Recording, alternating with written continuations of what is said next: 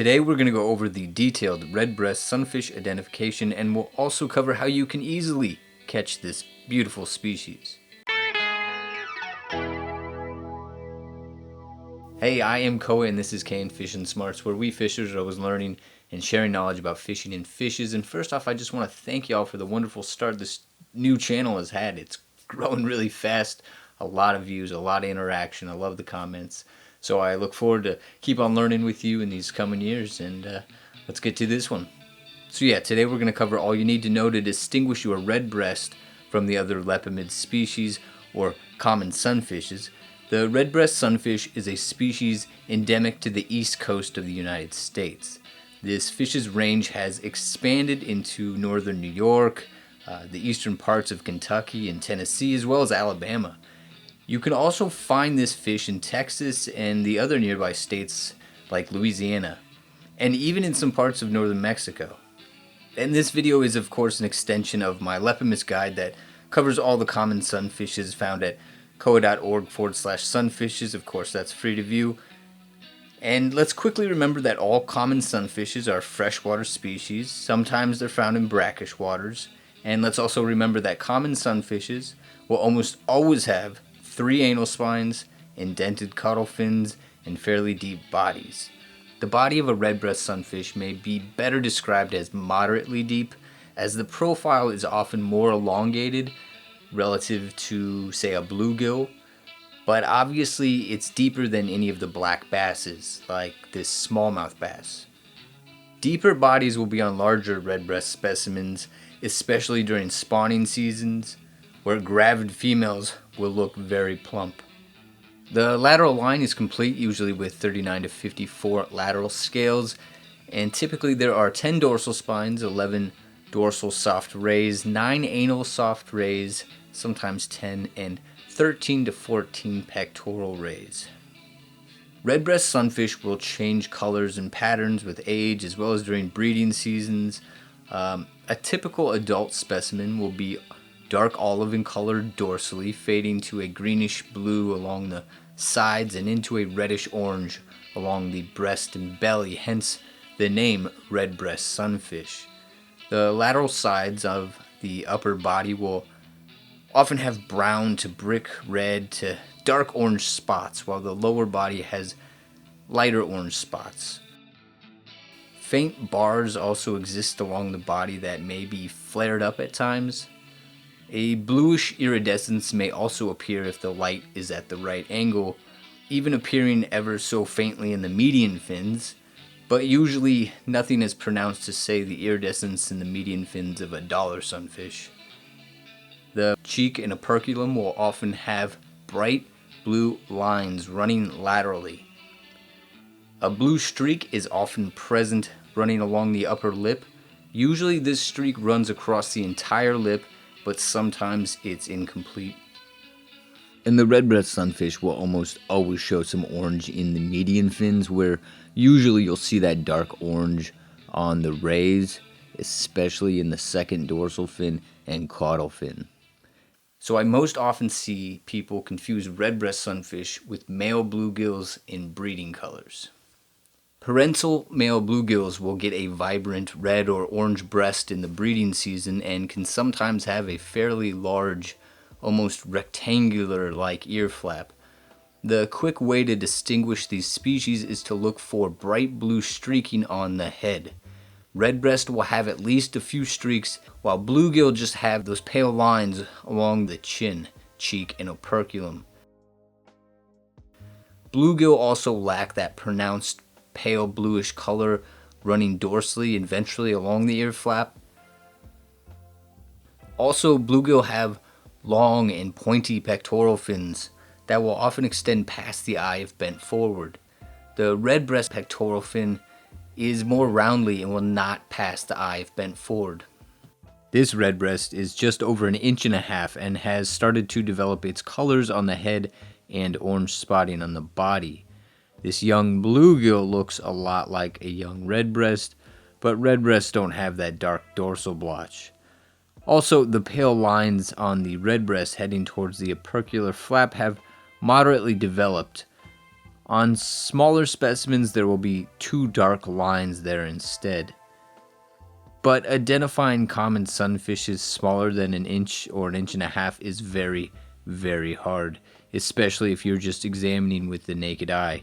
So unlike these juveniles that are at about the same size where identification becomes much easier, specimens from the larval stage to about 1.5 inches are often semi-transparent and yet to develop any of the typical colors, patterns, and it is extremely hard to see the other features. This species typically maxes out at around 24 centimeters or 9.5 inches. If you get one around 8 inches in total length, then you've gotten yourself a nice sized specimen. And the IGFA all tackle world record is 0.79 kilograms or 1 pound 12 ounces. So the dark ear flap or opercular flap at the posterior edge of the operculum is very long and narrow on adults, but usually no wider than the eye. The posterior edge of the opercular flap will be black with a shiny blue-white edging dorsally and ventrally. The elongation of the ear flap does not occur on young and extends with age. Both mature males and females will have elongated ear flaps, but typically males will be showing the very long ear flaps. I also often see fishers confuse the redbreast sunfish with the longear sunfish. The opercular flap differences will quickly resolve the ID.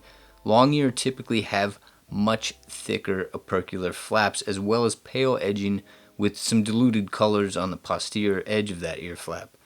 Remember, the redbreast will not have any color on the posterior edge of that ear flap.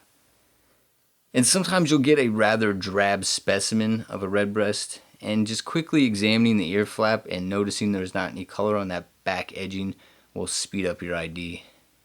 The gill rakers on the first gill arch will usually be a bit variable in length, but always thick.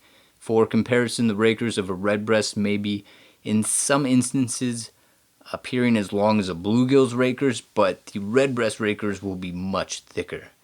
Also for comparison, note the longear has short and thick rakers, while the redbreast will have longer rakers. And these rakers on the first gill arch are found by gently lifting the gill plate of the fish and examining the white portion above the red gill filaments. The first gill arch will be closest to the gill plate, and of course I've created another video showing in more detail how to look at these gill rakers, and that's linked below.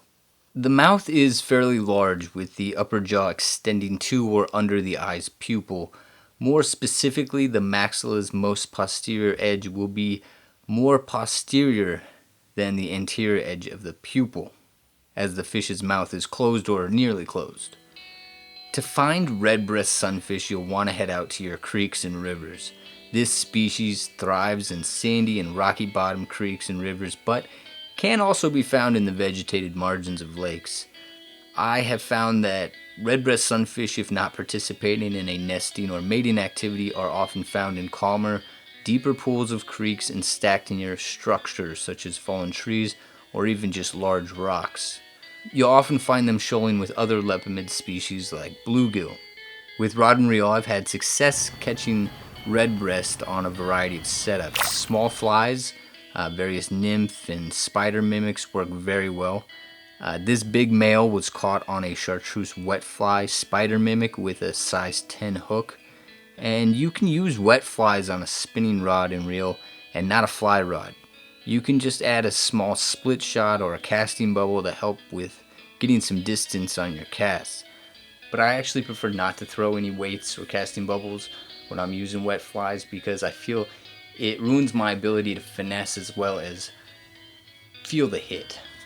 So yeah, whipping and false casting a wet fly with a spinning rod may look a bit foolish, but trust me, it works like a charm. Cut live bait like worms on a single size 8 or 6 hook is also a good choice.